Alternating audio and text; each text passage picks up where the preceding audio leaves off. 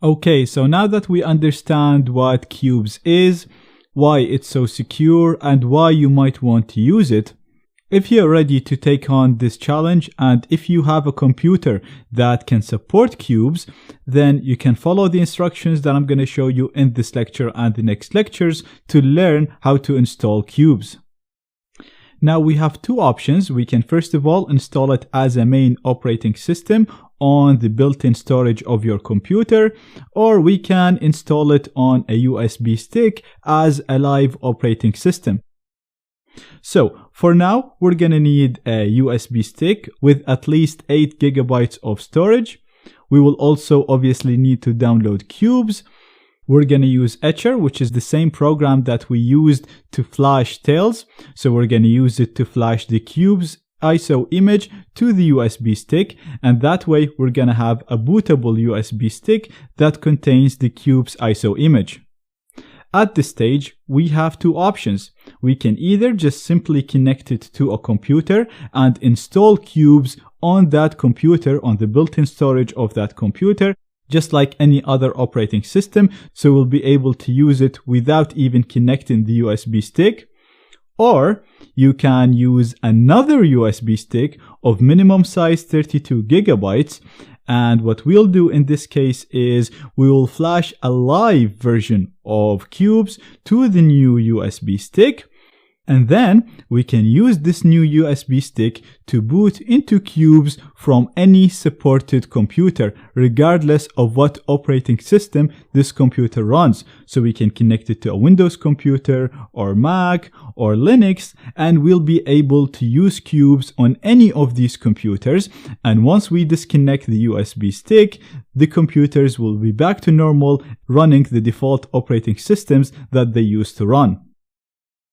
Now the installation steps are identical for both options except for one small change, and I will highlight that change once we get to it. So let's go back to the start. Everything that I'm going to show you from now on will be done on a Windows computer, but you can follow the exact same steps and use the exact same software that I'm going to use on Windows to install Qubes from any other operating system. So you can follow these steps from OS X and from Linux using the exact same software. If you face any issues, then please post them in the Q&A section and we'll respond to you within 15 hours. So I have the Qubes official website open in here, and I'm already in the download page. I will include this in the resources of this lecture, and I'm going to scroll down and I'm going to download this version right here. So all you have to do is just click on the ISO button in here. Now clicking on this will start the download for you. This is a 4.6 GB file, so it's pretty big. That's why I've already downloaded it before this lecture. As you can see, I already have it downloaded here. The next thing that you want to download is the signature that's associated with the ISO image. We're going to download this because we're going to use it to ensure that the ISO image did not get modified by a third party as we download it. Because as we said before, whenever you download something from the internet, it passes through a number of hops and it can be modified by a number of entities. Therefore, we're going to download the signature in order to use it to verify the integrity of the ISO image and make sure that the ISO image did not get modified since the developers of Qubes created the signature. So to download the signature, we're going to right click it and click on Save Link As. I'm going to put it in my downloads and I'm just going to click on Save. And if I look in my downloads right here, you can see we have the signature file that we can use to verify the integrity. Now the steps that I'm going to follow right now to verify the integrity are very similar to the steps that we followed to verify the integrity of Tor browser when we downloaded Tor. To do this, you can use PGP4Win I already showed you how to download and install it in the lecture where we download the Tor browser and verify it, so I'm not gonna do it again. You can go back to that lecture and revise it and see how to download it and install it.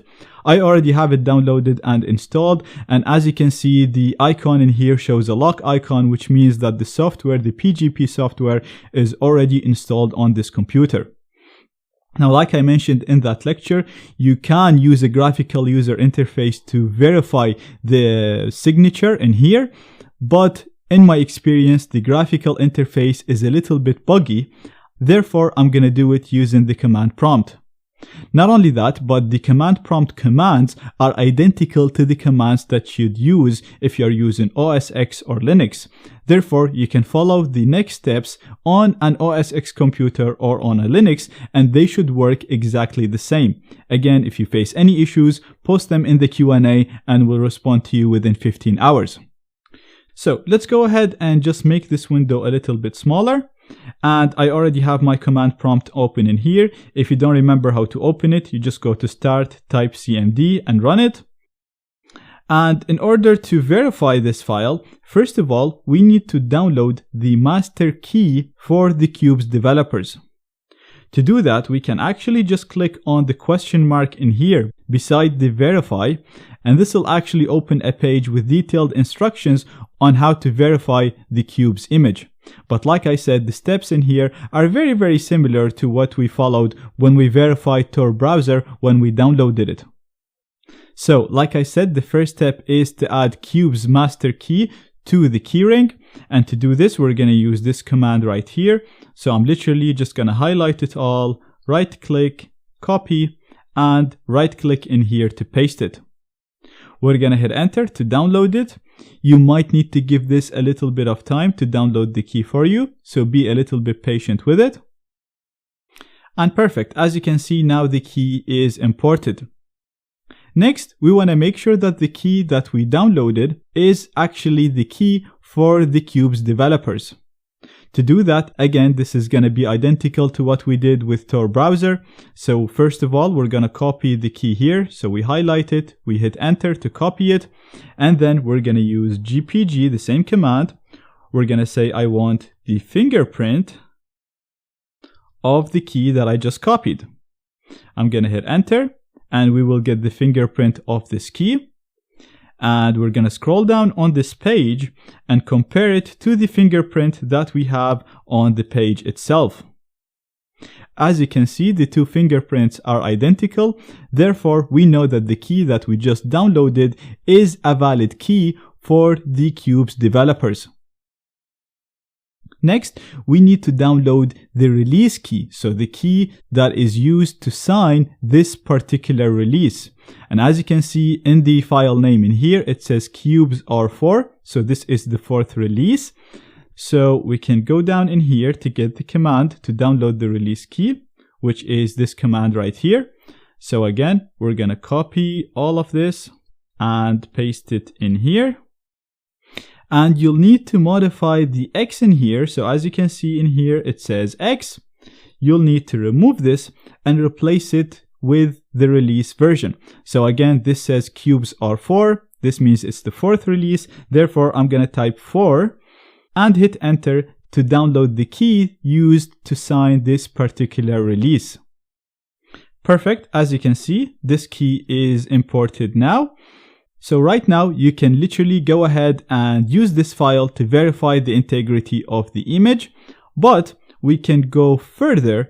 This is an optional step, but it's good to just make sure that everything we're doing so far is valid and we haven't downloaded any wrong keys. So you can use this command right here to make sure that the signing key that we just downloaded, the second key, is a valid key for the master key, for the first key. So to do that, again, we're just going to paste the command that I just copied. And just like we did before, we're going to replace the X with number 4. I'm going to hit enter.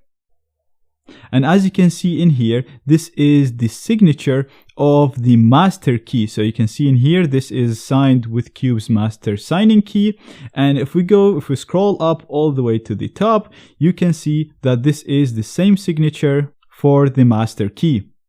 So far we've imported the master key, we verified it using the fingerprint, then we imported the signing key and we verified it by comparing its signature with the signature of the master key.